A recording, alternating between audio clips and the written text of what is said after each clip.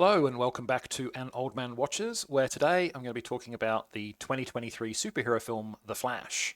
And it turns out it's not easy being the world's fastest man. Barry Allen's incredibly high metabolism means he is always tired and always hungry, and his Justice League responsibilities are having a negative impact on his civilian life. After the latest of these Justice League responsibilities, which is saving a host of babies in a collapsing hospital ward, Barry revisits his childhood home, where he lived with his parents before his mother was murdered and his father wrongfully convicted for the crime. Overcome by his emotions, Barry races off and accidentally goes so fast that he outpaces time itself, travelling back to earlier in the day. It doesn't take long for Barry to see the implications. He has the ability to run back in time and prevent his mother's death. And although Bruce Wayne, aka Batman, cancels against this plan, warning that time travel inevitably causes unintended consequences, this is exactly what Barry decides to do. And at first, it seems like Barry's plan is going off without a hitch, but as he runs back to the present, he's attacked by a dark figure that knocks Barry off his time-travelling stride and back into the normal world. Still, at first, everything seems fine. Barry's mom is alive, his dad is not in jail. Huzzah! But pretty quickly, Barry comes to realise that not only has he been bumped back into the normal world 10 years too early, but this world has significant differences from his own. Now, some of these are quite minor. Eric Stoltz played the lead in Back to the Future instead of Michael J. Fox, but other differences are profound. This world has no Superman, no Wonder Woman, no Aquaman.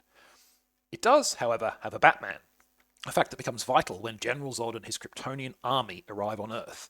If anyone has the skill and resources to find the missing Superman, it's Bruce Wayne, though it turns out that this isn't the Bruce Wayne that Barry knows. Time travel really has some unintended consequences.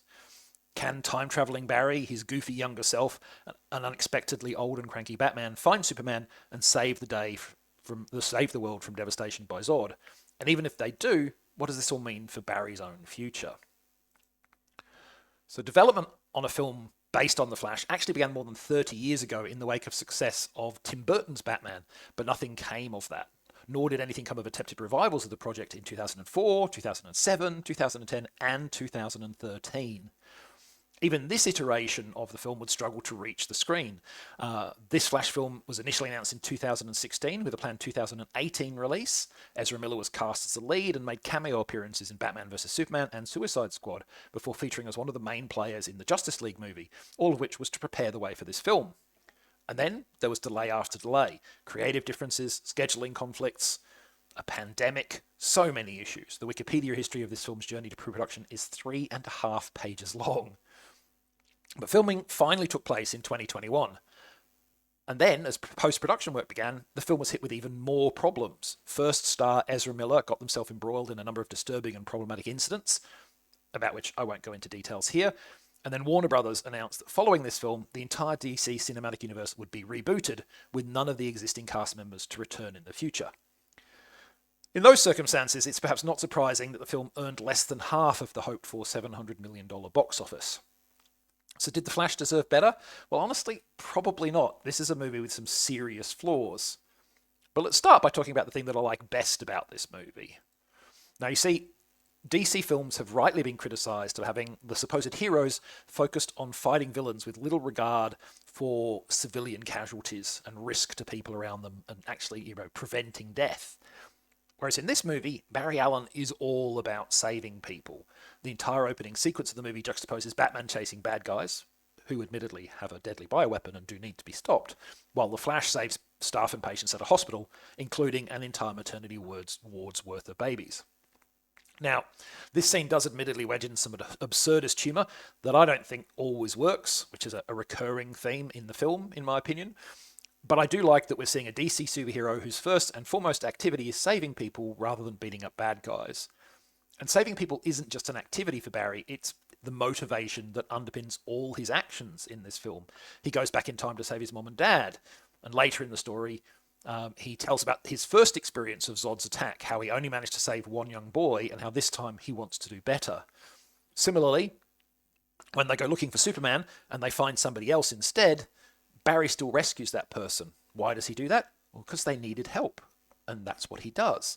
Even the finale of the film is about Barry choosing to save as many people as he can ahead of his own personal desires.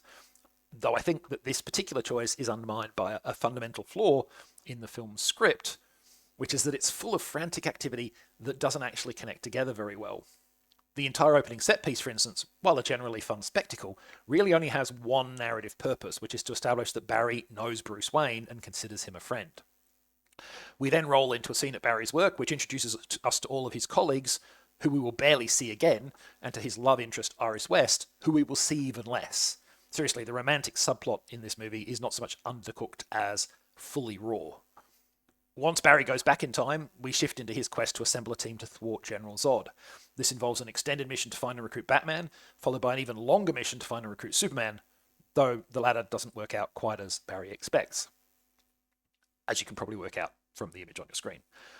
The thing is, the assembly of this team, which has occupied such a long stretch of the movie, has little real narrative impact. It's one half stunt casting. We got Michael Keaton back as Batman. And one half, we've got plans for this new character by bringing in Supergirl in place of Superman.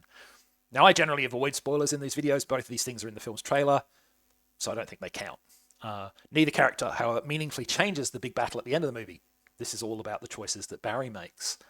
And on one level, I understand that. This movie is The Flash, not Batman and Supergirl, so it should centre on Barry, on his story and on his choices. But if the team isn't what saves the day, maybe don't spend so much time in the movie on assembling that team, and in particular, don't spend so much time on the old will they actually help or won't they tango, because it doesn't matter. Their presence is really only there to give Barry a choice to make. The film's other big flaw is a technical one.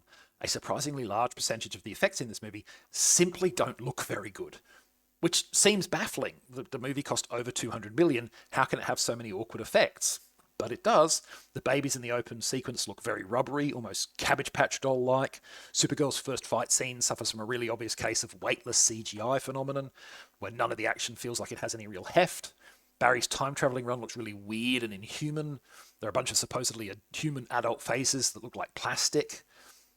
It's cute that the film included a reference to that time when Nicolas Cage was attached to play Superman, but why does it look like his scene was rendered in a 10-year-old video game? I'd say there are at least a dozen times during the film where I mentally went and thought to myself, oh, that doesn't look very good, which in a tentpole big-budget movie like this is way, way too many. Ultimately, The Flash is a flawed film, both narratively and technically. Some of the humour works, but a lot doesn't. Some of the action sequences are fun, but they often lack any real narrative weight and sometimes any sense of physical weight. The characters are pretty thinly defined. Older Barry is uptight, younger Barry is a goof, Supergirl basically doesn't have a character other than I want to punch Zod. This joins the long list of DC films to fall short of its potential. I guess we'll see if that changes with the upcoming Universal reboot. But who knows, basically. So that's The Flash. If you're a superhero tragic like me, check it out. Otherwise, you can probably skip it. Next time, a show with the hook in the title, the action thriller series, Who is Erin Carter? But that is next time. Until then, thanks for watching. I hope you've enjoyed it. And if you've seen The Flash, let me know what you thought of it.